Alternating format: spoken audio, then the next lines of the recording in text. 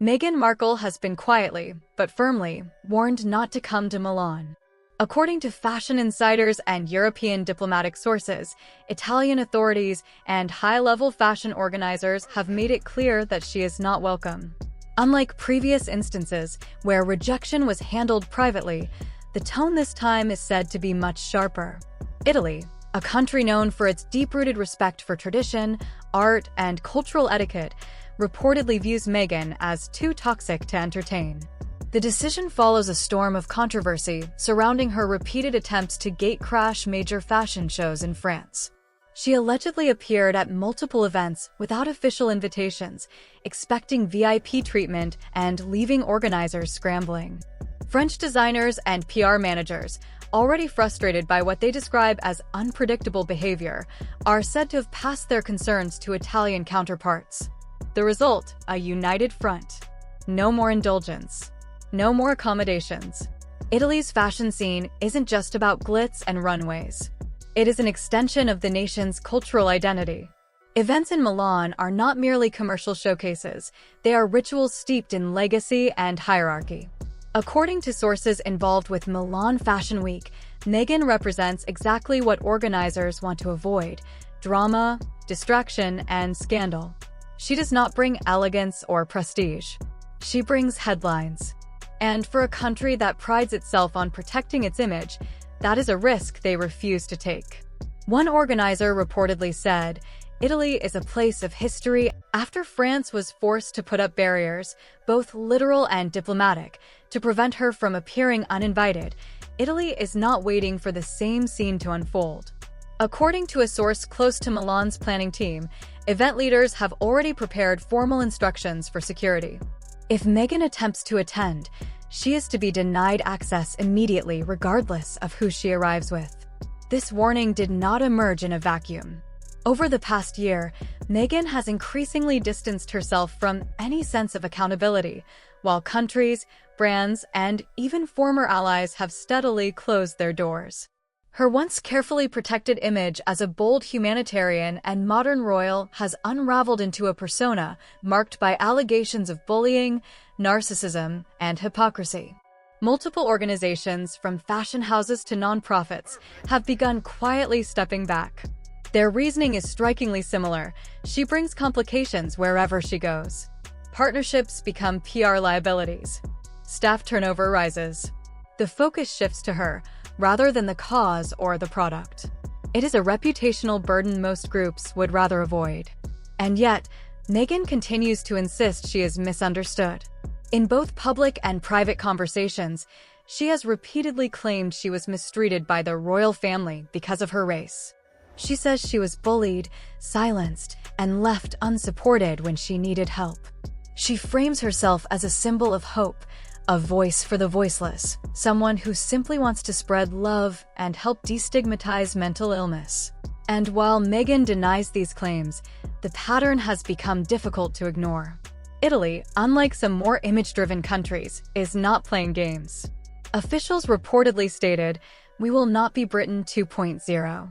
They do not want to become the next backdrop in a saga that seems to follow Meghan everywhere. They are not interested in giving her a fresh stage to rewrite her narrative.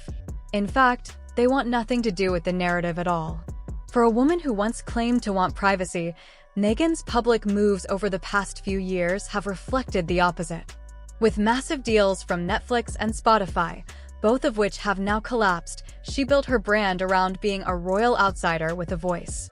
But with those platforms gone and the public growing tired of her victim narrative, her options are thinning.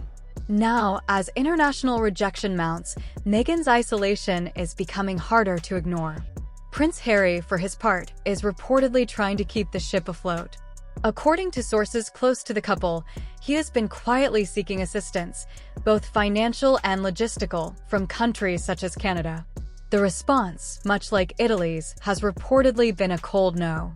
Even Canada, once their haven during the early days after stepping back from royal life, is said to have expressed concern about the constant spectacle surrounding the couple. Harry has allegedly told confidants that he no longer feels safe anywhere, that the pressure is unrelenting, and that he wishes people would simply leave them alone. Here is a clean, corrected, and smoothly rewritten version with proper punctuation and clearer narrative flow. But those same sources say that, behind closed doors, there is growing panic about their future. The glitz has failed. The grifters label from Spotify didn't just sting, it stuck. It captured what many in the industry had already begun whispering, that Meghan Markle and Prince Harry are skilled at selling stories, but not always at following through. That they know how to generate attention, yet struggle to deliver on their promises. This is no longer just bad press, it is brand contamination. And with the Internal Revenue Service reportedly examining how the Sussexes have funded their lavish lifestyle without visible income, the scrutiny is only intensifying. Luxury homes, private security, designer wardrobes, all with no active deals on the table and a growing pile of legal, financial, and reputational problems. The math doesn't add up, and people are starting to ask questions. So what happens now? Meghan has moved through more than her share of reinventions: humanitarian, actress, activist, duchess, podcaster, producer, fashion icon. Each role has had its moment, and each has ended in controversy or collapse. Now, as more countries shut their doors and brands walk away, even her most loyal defenders are falling silent. And the public, they have seen enough. The narrative of oppression and royal villainy no longer resonates. The sympathy is gone. The inconsistencies are too glaring. The bullying claims are too widespread. Attempts to reframe every scandal as racism or misogyny have lost their force.